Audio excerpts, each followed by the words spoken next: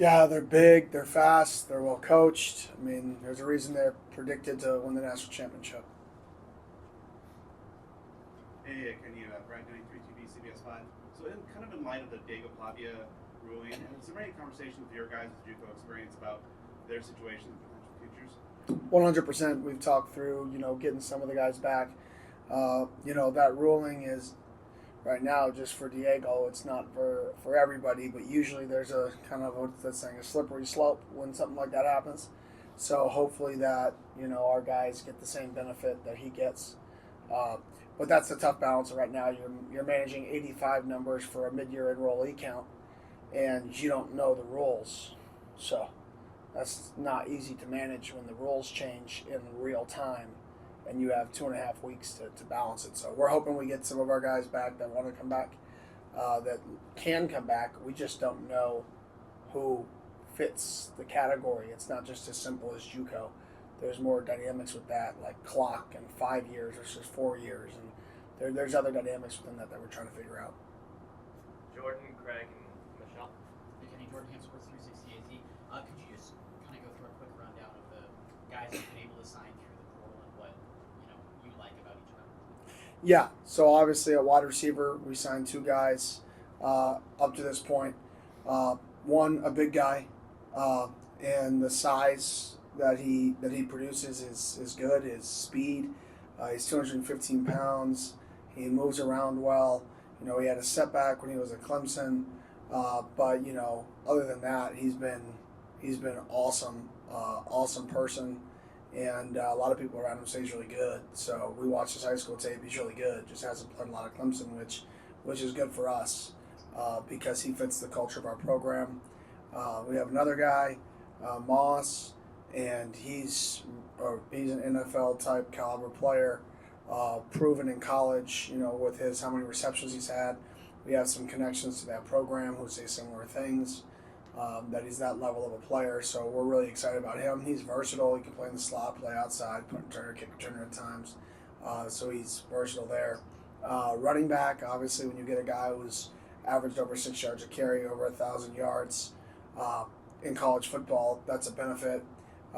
Really good culture guy, really hard worker, competitive, intelligent, and he's got great contact balance, and he can run through arm tackles for us.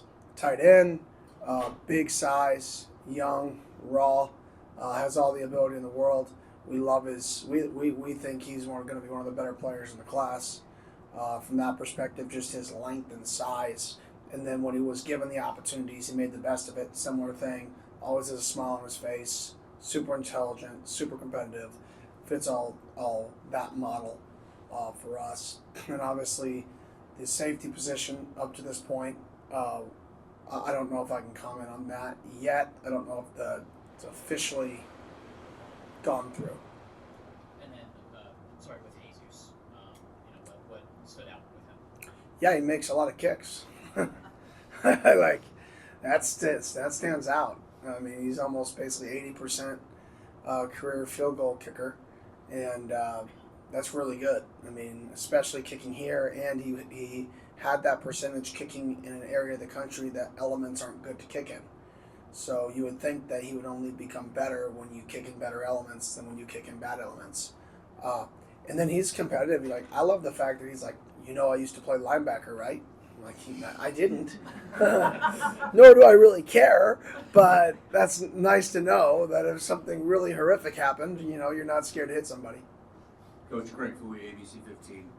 When you look at Texas defense, obviously third best in the nation, yards allowed, really good, and points allowed, 12.5 points a game.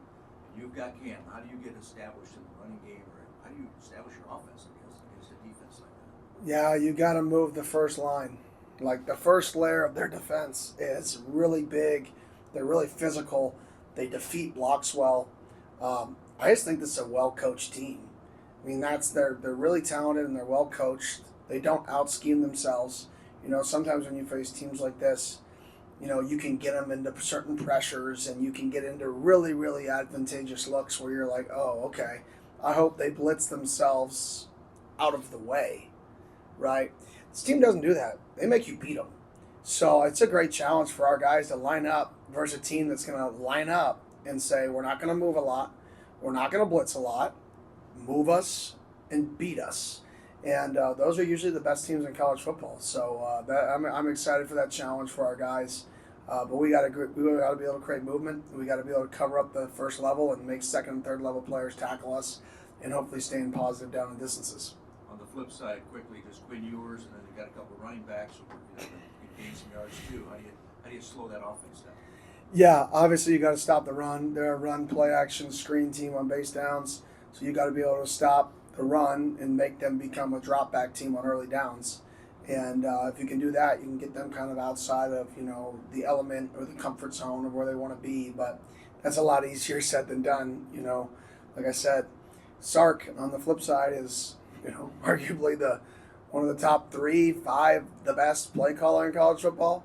So this is not just a good team from a talent perspective. This is a good team that's well coached on both sides of the ball, and you're not just going to be able to win every snap and get into really, really positive calls all game. They're going to have advantage calls. We're going to have advantage calls, and it's going to come down to the guys in the field and winning the margins. So quickly, is this a real David and Goliath kind of matchup for you guys? No, I wouldn't say that. I would say this is a really good football team that was predicted to win a national championship versus the Big 12 champions. And I'm excited to see our guys go out there and compete. Michelle Gardner, Arizona Republic. Can you talk about the rest versus rust factor? And obviously, when you're playing well, you want to go out and play the next week, and you had all the momentum. Now you have to sit for 3 weeks.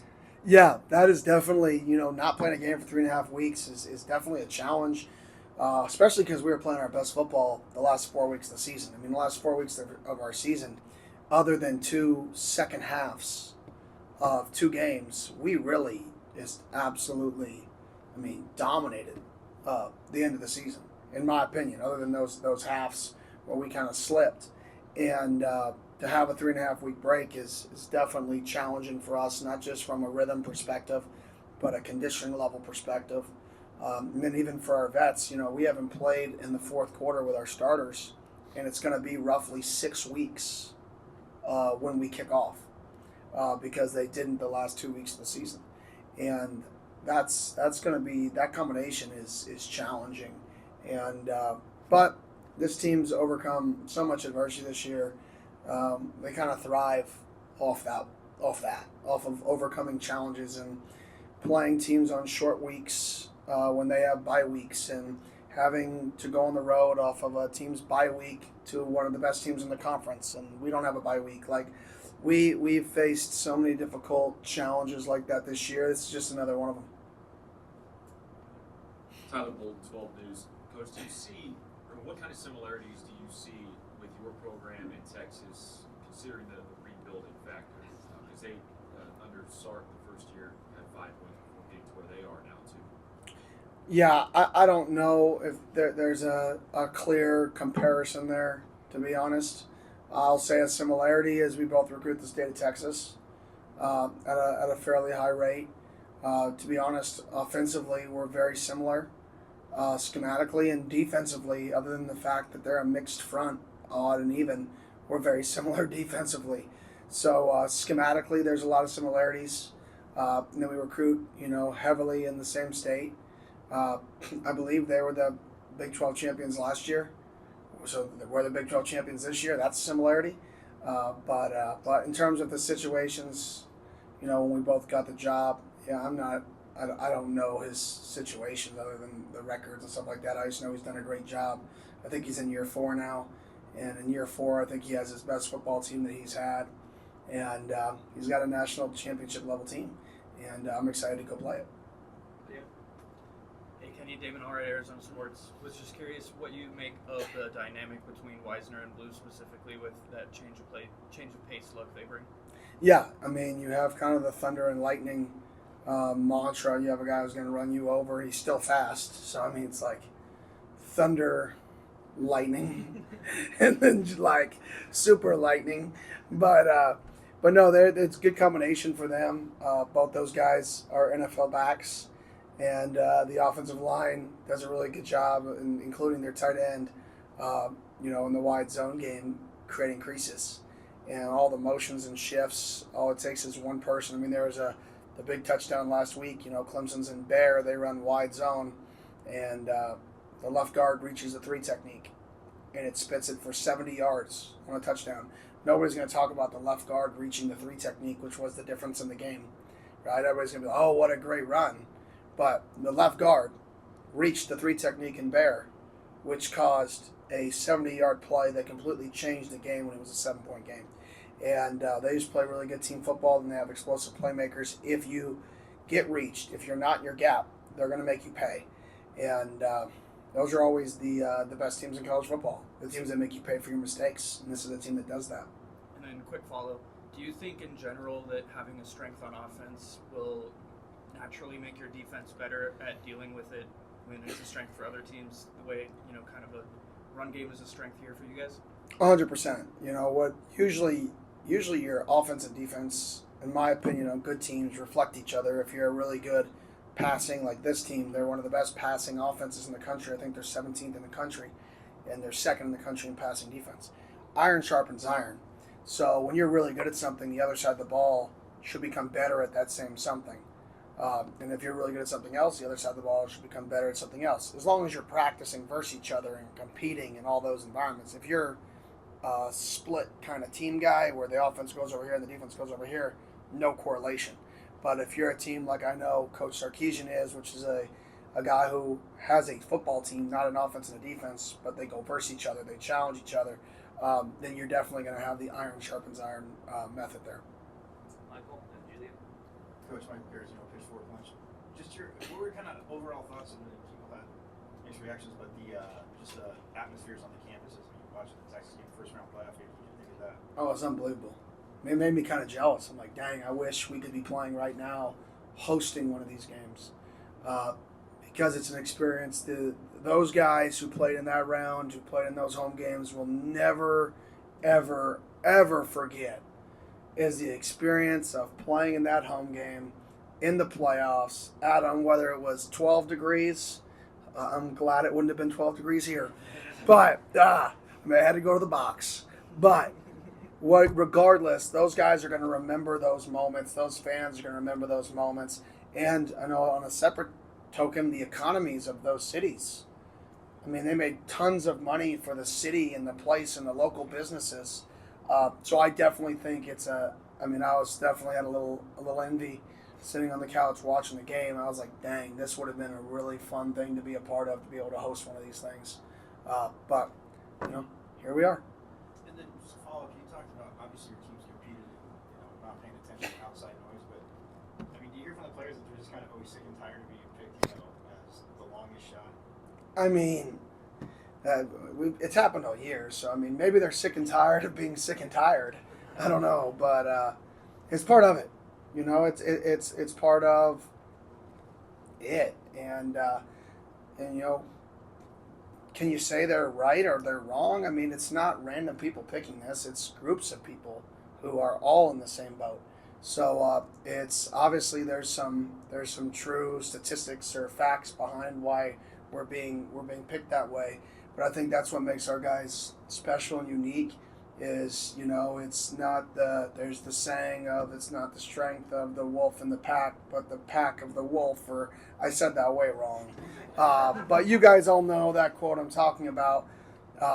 It's the pack that is the strength, not just the wolf. And I think that's the definition of our team is that saying, wherever that saying is. Coach Reigel says it. I'm not good with like green grass grows on brown grass grounds and like all that like word stuff, but no, it's so true. I mean, this is a true team, and we play our best as a football team, not as individuals. And I'm excited to go see what our guys can go do. Julia, Adam, Jordan, Michelle. All right, Coach. Julia Lopez from 3TV CBS 5. Just how are you approaching game week this week? Is it status quo, or are you guys pushing it up a couple notches with what's on the line? Yeah, status quo, but we have a few more days. So today we had a little meeting this morning. We'll come back for our normal walkthrough, which is a normal Monday. Tomorrow we'll have a normal Tuesday. It'll be a little more intense because we need to have a high intensity practice because we haven't hit a workload high enough. because we haven't played a game in so long. So we'll have a really high intensity practice. Give the guys off Tuesday night if they want to travel home. Give the guys off Christmas. Give the guys off Thursday morning. Come back Thursday afternoon and kind of treat that like a Monday night, Monday walkthrough. Get a bonus Tuesday practice in, and then normal week. So we kind of have 2 bonus walkthroughs, 2 bonus practices, normal week from there with a little bit of a break in between. Hey, Coach Adam Mark, how elated have you been with the guys who have decided to return? Does that kind of make it a little easier going into the postseason, knowing that you just have a group of guys that are bought in? Yeah, I think there's more guys. I mean, some guys post on social media, some guys keep things to themselves. It really doesn't matter to me. I think guys like to be here. I think they enjoy it. Is that to say that there could be a surprise? Who knows? I don't know about it. It'd be a surprise to me because everybody I think wants to be here. But in today's landscape of college football, you can't blame the kids. This is an adult problem that kids are participating in, and that's why everybody who leaves supportive of, everybody who stays supportive of. I just want what's best for the guys on our team, and let's take it one day at a time and see where we end up. Jordan and Michelle. Hey, Kenny, have you had any interactions with Sark over the years, or really any of the Texas coaching staff? I really have not. I don't know many people. Like, I really don't. I know, like, my little bubble of people. I'm a horrible networker. I don't really network. So, no. Like, ironically, there are some people that I know that we've played this year, but I really don't know, compared to other coaches, many people. I have my little bubble. And then, does the team have any holiday plans for anybody not making the trip and staying in Tempe? Yeah, we're going to kind of go through that as a leadership council here tonight. So, they don't even know that yet. So, there you go. Michelle. Kenny, you get a lot of players on your, I think 6 that came from Texas or played in the Texas program, and a boatload of guys that are from the state. So have you gotten any kind of inkling from them how excited they are about this and what it means to them? Yeah, I mean, if you're not equally as excited if you're from Texas or if you're from, I don't know, pick your state. Like, if you're not equally excited to play in the Peach Bowl with 8 teams left in college football, then we got a problem. There should be no more level of excitement for who we play. Like, this is an opportunity that some people dream their entire life to have. So I would hope our guys that, have that background, have the same exact excitement and passion and belief as Leaf does, as Ben Coleman does, as Ghost Rouser does. So I would hope it's everybody focused on us being the best version of us and not, those distractions.